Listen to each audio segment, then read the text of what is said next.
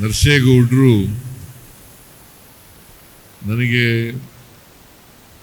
ಬಹಳ ವರ್ಷಗಳಿಂದ ಪರಿಚಿತರು. ಅವರು ಮಂಡಲ ಪಂಚಾಯಿತಿ ಅಧ್ಯಕ್ಷನಾಗಿದ್ದವರಿಂದ. ನಮ್ಮೂರು ಅಳಿಮಯ್ಯ ಬೇರೆ, ನಮ್ಮೂರು ಅಳಿಮಯ್ಯ.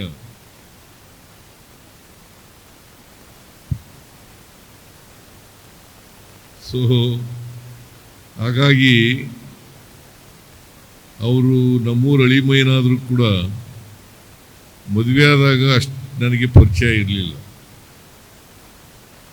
ನಾನು ರಾಜಕಾರಣಕ್ಕೆ ಬಂದ ಮೇಲೆ ಇವರು ಮಂಡಲ ಪಂಚಾಯಿತಿ ಅಧ್ಯಕ್ಷರಾಗಿದ್ದರು. ಆಗ ನನಗೆ ಪರಿಚಯ ಆದದ್ದು 1983 1983 ನಾನು ಚುನಾವಣೆಗೆ, ವಿಧಾನಸಭಾ ಚುನಾವಣೆಗೆ ನಿಂತ್ಕೊಂಡಾಗ ಆಗ ನನ್ನ ಪರವಾಗಿ ಕೆಲಸ ಮಾಡಿದ್ರು. ಅಲ್ಲಿಂದ ಇಲ್ಲಿವರೆಗೆ ನಿರಂತರವಾಗಿ ನನ್ನ ಜೊತೆನಲ್ಲೇ ಇದ್ದಾರೆ ಅಂತಕ್ಕಂಥ ಮಾತುಗಳನ್ನು ಹೇಳಲಿಕ್ಕೆ ಬಯಸ್ತಾ ಇದ್ದೀನಿ. ಬಹಳ ಮುಖ್ಯವಾಗಿ ಅವರು ಎಷ್ಟು ನಿಷ್ಠಾವಂತರು ಅಂತಂದ್ರೆ,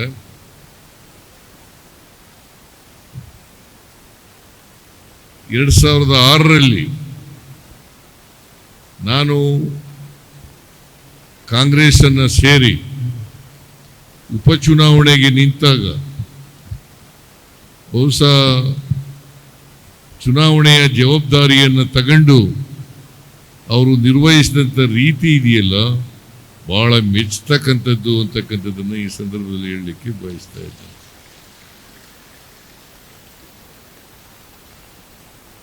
ಬಹಳ ಜನ ನನ್ನ ಜೊತೆ ಇದ್ದಂಥವ್ರು ನನ್ನನ್ನು ಬಿಟ್ಟು ಹೊರಟೋದ್ರು ಆಗ 2006. ಆದರೆ ನರಸೇಗೌಡರು ಮಾತ್ರ ಯಾರಿಗೂ ಎದುರುಕೊಳ್ಳದೇನೆ, ಯಾರಿಗೂ ದಕ್ಕದೇನೆ, ಭಯಭೀತರಾಗದೇನೆ ಗಟ್ಟಿಯಾಗಿ ನನ್ನ ಜೊತೆ ನಿಂತರು. ಆದ್ರೆ ಒಂದು ತಪ್ಪೇನಪ್ಪ ಮಾಡಿದ್ದು ಅಂತಂದ್ರೆ, 2008 ನರಸೇಗೌಡರಿಗೆ ಮೊದಲನೇ ಆಫರ್ ಕೊಟ್ಟೆ ನಾನು. ನೀನು ಅಸೆಂಬ್ಲಿ ಚುನಾವಣೆಗೆ ನಿಂತ್ಕೊಳ್ಳಪ್ಪ, ನಾವು ವರ್ಣಕ್ಕೆ ಹೋಗ್ತಾ ಇದ್ದೀನಿ, ನೀನು ಚಾಮುಂಡೇಶ್ವರಿ ಕ್ಷೇತ್ರದಿಂದ ಸ್ಪರ್ಧೆ ಮಾಡು ಅಂತ ಹೇಳಿದೆ. ನರಸೇಗೌಡರು ಎಷ್ಟು ಖರ್ಚಾಗಬಹುದು ಅಂತ ಹೇಳಿದ್ರು ಅಲ್ವೇನಯ್ಯ? ಒಂದು ನಾನು ಹೇಳಕ್ ಹೋಗಲ್ಲ, ಸ್ವಲ್ಪ ಖರ್ಚಾಗುತ್ತೆ ಅಂತ ಹೇಳಿದೆ ನಾನು. ಅವರು ಅಷ್ಟೊಂದು ಖರ್ಚು ಮಾಡಬೇಕಲ್ಲ ಚುನಾವಣೆಗೆ ಅಂತೇಳಿ ನಿರಾಕರಿಸಿ ಚುನಾವಣೆ ನಿಲ್ಲದನ್ನ ಆಗ ಸತ್ಯನಾರಾಯಣನ್ ಅವ್ರನ್ನ ಕ್ಯಾಂಡಿಡೇಟ್ ಮಾಡಬೇಕಾಗುತ್ತೆ. ಎಂ ಸತ್ಯನಾರಾಯಣ ಅವ್ರ ಮಗ ಇಲ್ಲೇ ಇದ್ದಾನೆ, ಜಿಲ್ಲಾ ಪಂಚಾಯತಿ ಮೆಂಬರ್. ಆಗ ನೀ ಇಲ್ಲಿ ನಿಂತಿರ್ಲಿಲ್ಲ, ನೀ ನಿಂತಿದ್ದ, ನೀ ನಿಂತು ಹುಣಸೂರಲ್ಲಿ ನಿಂತಿದ್ದೆ.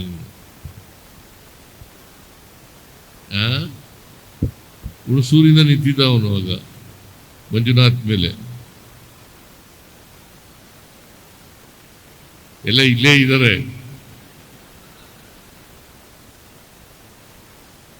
ಆಗ ಚಾಮುಂಡೇಶ್ವರಿಯಿಂದ ಒಂದು ವೇಳೆ ಸ್ಪರ್ಧೆ ಮಾಡಿದ್ರೆ ನರಸೇಗೌಡರು ಚಾಮುಂಡೇಶ್ವರಿ ಕ್ಷೇತ್ರದ ಶಾಸಕರಾಗಿರ್ತಾ ಇದ್ರು. ನಾನು ಯಾಕೆ ಈ ಮಾತನ್ನು ಹೇಳ್ತಾ ಇದ್ದೀನಿ ಅಂತಂದ್ರೆ, ಅವರು ಯಾವಾಗಲೂ ಕೂಡ ಕಾಂಟ್ರಾಕ್ಟ್ ಮಾಡ್ತಾ ಇದ್ರು. ಅದಕ್ಕೆ ಮೊದಲು ಜನತಾ ಬಜಾರ್ನಲ್ಲಿ ಇದ್ರು, ಜನತಾ ಬಜಾರಿಗೆ ರಾಜೀನಾಮೆ ಕೊಟ್ಟು ಆಮೇಲೆ ಕಾಂಟ್ರಾಕ್ಟ್ ಪ್ರಾರಂಭ ಮಾಡಿದ್ರು. ಅವರು ವೃತ್ತಿಪರತೆ ಇದ್ದಂಥ ವ್ಯಕ್ತಿ. ತಾನು ನಂಬ್ಕೊಂಡಿರ್ತಕ್ಕಂಥ, ತಾನು ಮಾಡ್ತಾ ಇರ್ತಕ್ಕಂಥ ವೃತ್ತಿಯನ್ನು ಬಿಟ್ಟು ಬೇರೆ ಕೆಲಸವನ್ನು ಮಾಡಲ್ಲ ಅಂತಕ್ಕಂಥದ್ದು ಅವರ ಅಭಿಲಾಷೆ.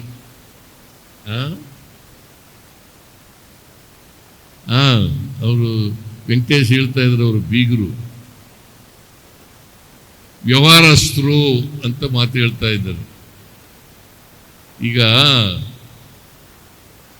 ಎಲ್ಲರೂ ಕೂಡ ನರಸೇಗೌಡರ ಥರ ಬದುಕಲಿಕ್ಕೆ ಪ್ರಯತ್ನವನ್ನು ಮಾಡಿದ್ರು. ನರಸೇಗೌಡರು ಅವರ ಜೀವನದಲ್ಲಿ ಯಾರಿಗೂ ಕೂಡ ಮೋಸ, ಅನ್ಯಾಯ, ದಗೆಕೋರ್ತನ ಮಾಡಿಲ್ಲ, ಸುಳ್ಳುಗಳನ್ನ ಹೇಳಿಲ್ಲ.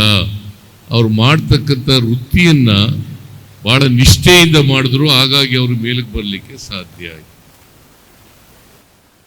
ನಾನು ಯಾಕೆ ಈ ಮಾತನ್ನು ಹೇಳ್ತಾ ಇದ್ದೀನಿ ಅಂತಂದ್ರೆ, ಪ್ರತಿಯೊಬ್ಬರೂ ಕೂಡ ಬದುಕಬೇಕು ಅಂತಕ್ಕಂಥ ಗುರಿ ಇಟ್ಕೊಂಡು ಪ್ರಯತ್ನವನ್ನು ಮಾಡಿದ್ರೆ ಅವರು ಯಶಸ್ವಿ ಆಗಲಿಕ್ಕೆ ಸಾಧ್ಯ ಆಗ್ತದೆ. ಇದನ್ನ ತಾವೆಲ್ಲರೂ ಕೂಡ ಅರ್ಥ ಮಾಡ್ಕೋಬೇಕಾಗ್ತದೆ. ನರಸೇಗೌಡರು ಬಹಳ ಶ್ರೀಮಂತ ಕುಟುಂಬದಿಂದ ಬಂದಂಥವ್ರೇನಲ್ಲ, ಬಸವನಗುಡಿನಲ್ಲಿ ಒಂದು ಸಾಮಾನ್ಯ ಕುಟುಂಬದಿಂದ ಬಂದಂಥವ್ರು. ಅವರು ಮೈಸೂರಿಗೆ ಬಂದು ಮೈಸೂರಿನಲ್ಲಿ ಕಂಟ್ರಾಕ್ಟ್ ಮಾಡಿ ಅವರು ಮೇಲಕ್ಕೆ ಬರ್ತಕ್ಕಂಥ ಪ್ರಯತ್ನವನ್ನು ಮಾಡಿದ್ರು. ಅನೇಕ ಸಮುದಾಯ ಭವನಗಳನ್ನು ಮಾಡಿದ್ದಾರೆ. ಒಂದು ಬಸವನಗುಡಿನಲ್ಲಿ ಒಂದು ಸಮುದಾಯ ಭವನ ಮಾಡಿದ್ದಾರೆ, ಆಮೇಲೆ ಭೋಗಾದಿನಲ್ಲಿ ಒಂದು ಸಮುದಾಯ ಭವನ ಮಾಡಿದ್ದಾರೆ. ನಾನೇ ಎಲ್ಲಕ್ಕೂ ನನ್ನೇ ಕರೆದಿದ್ದಾರೆ. ಹಾಸ್ಪಿಟಲ್ಲೂ ನನಗೆ ಕರೆದಿದ್ದಾರೆ. ಈಗ ಎಂತಿದು ಬಾನವಿ ಆಸ್ಪತ್ರೆ ಅವ್ರ ಮಗ ಡಾಕ್ಟರ್ ಆಗಿದ್ದಾರೆ, ಮಗಳು ಡಾಕ್ಟರ್ ಆಗಿದ್ದಾಳೆ ಅಲ್ಲ, ಒಬ್ಬ ಮಗಳು ಒಬ್ಬ ಮಗ.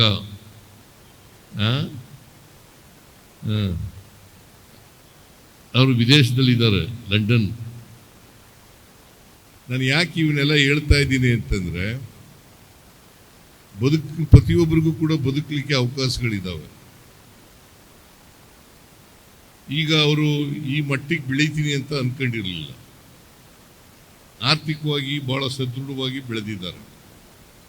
ಹಾಗಾಗಿನೇ ಸಮಾಜಕ್ಕೂ ಕೂಡ ಸೇವೆ ಮಾಡ್ತಕ್ಕಂಥ ಕೆಲಸವನ್ನು ಮಾಡಿದ್ದಾರೆ. ಸಮಾಜಕ್ಕೆ ಒಂದು ಆಸ್ಪತ್ರೆ, ಮಗನನ್ನು ಡಾಕ್ಟರ್ ಮಾಡಿದ್ದಾರೆ, ಮಗಳನ್ನು ಡಾಕ್ಟರ್ ಮಾಡಿದ್ದಾರೆ. ಇನ್ನೂ 3 ಜನ ಹೆಣ್ಮಕ್ಳು ಬೇರೆ ಬೇರೆ ವೃತ್ತಿನಲ್ಲಿ ಕೆಲಸ ಮಾಡ್ತಕ್ಕಂಥವ್ರು ಇದ್ದಾರೆ. ಸೊ ಒಟ್ಟಾರೆಯಾಗಿ ಒಂದು ಸುಖ ಸಂಸಾರವನ್ನು ಇಟ್ಕೊಂಡಿದ್ದಂಥವರು ನರಸೇಗೌಡರು. ಅವ್ರ ಹೆಂಡತಿ ನಮ್ಮೂರವಳು, ಭಾಗ್ಯಮ್ಮ ಅಂತ ಹೇಳಿ ಅವಳ ಹೆಸರು. ನಾನು ಓದುವಾಗ, ನಾನು 7th ಸ್ಟ್ಯಾಂಡರ್ಡ್ ಓದುವಾಗ ಭಾಗ್ಯಮ್ಮ 5ನೇ ತರಗತಿಯಲ್ಲಿ ಓದ್ತಾ ಇದ್ಲು. ನಾನು ನಮ್ಮೂರಿನಲ್ಲಿ 7ನೇ ತರಗತಿಯಲ್ಲಿ ಓದುವಾಗ 5ನೇ ತರಗತಿಯಲ್ಲಿ ಓದ್ತಾ ಇದ್ಲು. 5 4 ಇರಬೇಕು ನನಗೆ ಕಾಣಿಸುತ್ತೆ, ನನಗೆ ಗೊತ್ತಿಲ್ಲ, ಮರ್ತು ಬಿಟ್ಟಿದ್ದೀನಿ. 4ನೇ ತರಗತಿಯಲ್ಲಿ ಓದ್ತಾ ಇದ್ದವು. ಅದರಿಂದ ಆ ಭಾಗ್ಯಮ್ಮ ಭಾಳ ಪರಿಚಯ ಇದ್ದದಂಥವಳು ನನಗೆ. ಹಾಗಾಗಿ ಇವನು ನರಸೇಗೌಡ ನಮ್ಮೂರಿನ ಹೆಣ್ಮಗಳನ್ನ ಮದುವೆಯಾಗಿ ಈಗ ಈ ಮಟ್ಟಕ್ಕೆ ಬೆಳೆದಿದ್ದಾನೆ ಅಂತಂದರೆ ಆ ಭಾಗ್ಯನೇ ಬಂದ್ಬಿಡ್ತು ನೋಡು. ಭಾಗ್ಯಮ್ಮನ ಮದುವೆಯಾಗಿ ಭಾಗ್ಯನೇ ಬಂದಿದ್ದು. ಸೊ ನಾನು ಯಾಕೆ ಈ ಮಾತನ್ನೆಲ್ಲ ಹೇಳ್ತಾ ಇದ್ದೀನಿ ಅಂತಂದರೆ, ನರಸೇಗೌಡರು ಭಾಳ ನಿಷ್ಠೆಯಿಂದ ತನ್ನ ವೃತ್ತಿಯನ್ನು ಪ್ರಾಮಾಣಿಕವಾಗಿ ಪ್ರಯತ್ನ ಮಾಡೋದರಿಂದ ಅವರು ಮೇಲಕ್ಕೆ ಬರಲಿಕ್ಕೆ ಸಾಧ್ಯ ಆಯಿತು.